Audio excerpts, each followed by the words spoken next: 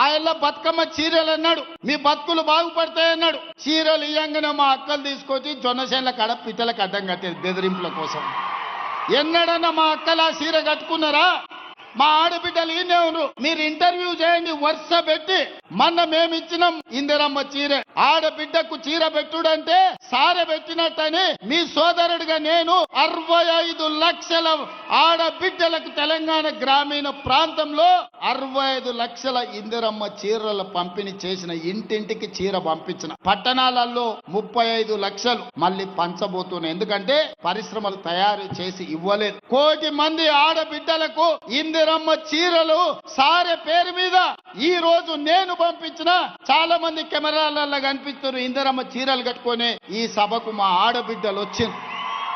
పండుగ పూట నాడు ఆడబిడ్డ సంతోషంగా కట్టుకునే చీర పుట్టింటి నుంచి పెట్టే చీర.